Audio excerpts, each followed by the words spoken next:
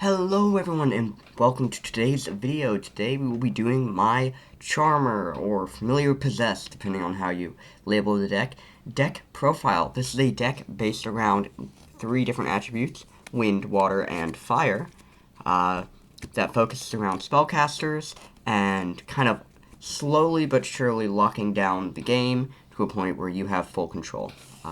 Without further ado, let's hop right into the deck profile. Starting off, we play 3 Hita, 3 Win, and 3 Area. Their on-field effect doesn't fully matter. All of them can be special summoned from your hand or deck by sending an Area the Water Charmer, or the Charmer of their attribute, and another monster of their attribute to the grave, and then they all gain Piercing. They're all here because they are names. They just need to be able to be normal or special summoned, so that way you can either link with them or get positive effects off of your spell and traps with them.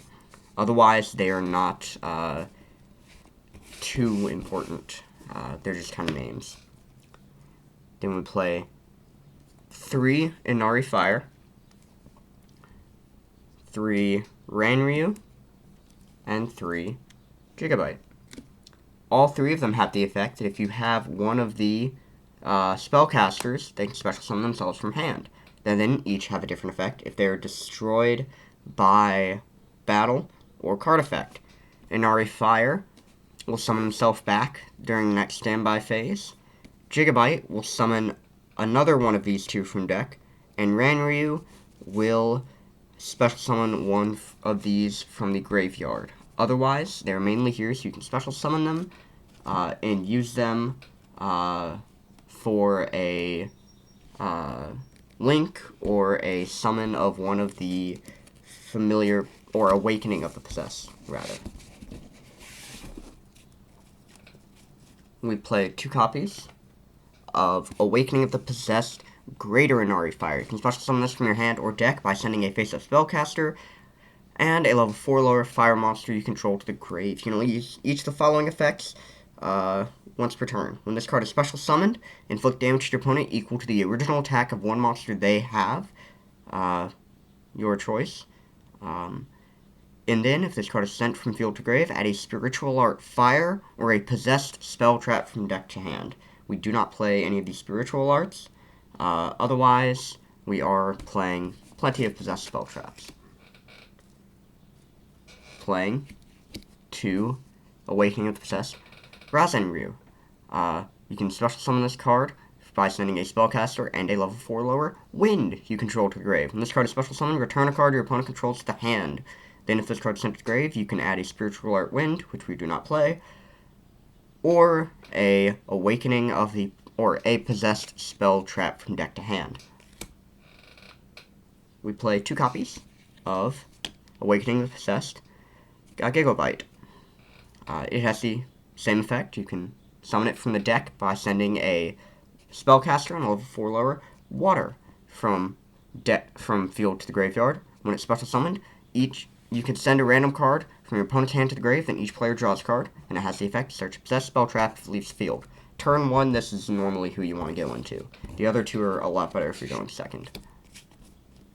Moving on to the spell cards, we play 3 Spirit Charmers. This is the namesake of the structure deck they recently got. Discard a card, take 2 cards from your deck with different names from each other that are Charmer monsters, Familiar Possessed monsters, and or Possessed spell traps. Add 1 to hand, set the other.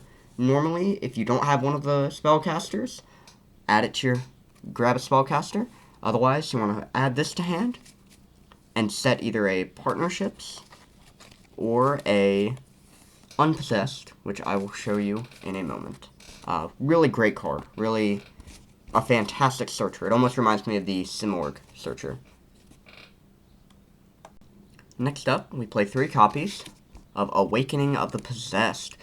Monsters you control gain 300 attack for each different attribute you control. Charmer and Familiar Possessed monsters cannot be destroyed by card effects. If a spellcaster monster is summoned with 1850 original attack, is normal summoned or special summoned to your field, draw a card. It is a hard once per turn, that draw effect. However, you're really only going to be summoning 1, at most 2 with the link monsters per turn.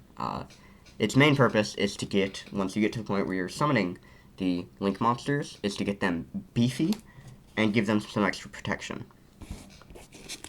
We then play 2 copies of Grand Spiritual Art Ichirin. It negates the first monster effect your opponent activates while you control a spellcaster with 1500 defense.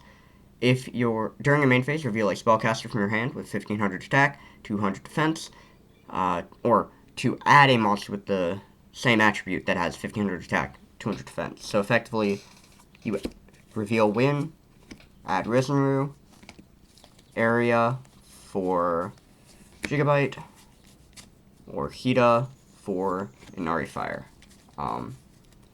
It lets you search, but really the monster effect is the one that you're really focusing on.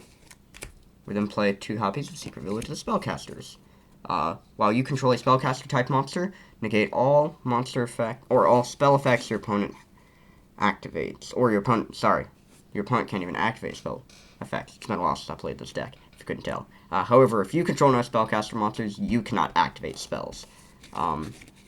You play mainly spellcasters, so you don't really have to worry about that, but really great card. Moving on to the trap cards, we play 3 Possessed Partnerships.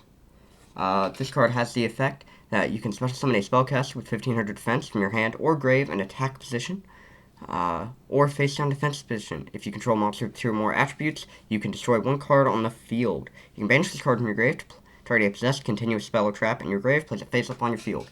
This is great recycling if they happen to get rid of either your Awakening or your Unpossessed, as well as a interruption during your opponent's turn. It's a really great card. Play 2 Unpossessed. This card says all Charmers cannot be destroyed by battle. If a familiar possessed monster you control attacks an opponent's monster, it gains 800 attack during damage calculation. If a monster you control is destroyed by battle or card effect, while this card is already face up in your spell and trap card zone, you can special summon a spellcaster with 1500 defense from your deck's original attribute is at least one of those destroyed monster's original attributes to the field in attack position or face down defense position.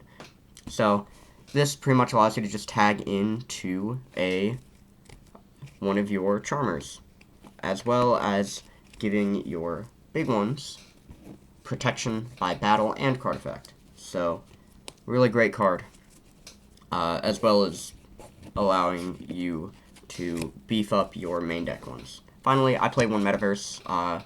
You can replace this with Terraforming. I like Metaverse because you can cycle from this into this, or vice versa, depending on what you need. Moving on to the extra deck. My extra deck isn't finished, I will admit. I would just play 3 of each. I only have 2 of each, but I would recommend 3 of each. They all have effects to summon one with the same attribute from your opponent's graveyard, and they float when they're destroyed. But really, you just need them as names that you can summon to get them really beefy and punch. So yeah, that is all I have for the Charmers. I hope you all enjoyed. Make sure to like, leave a comment, subscribe, and I will see you all in the next one.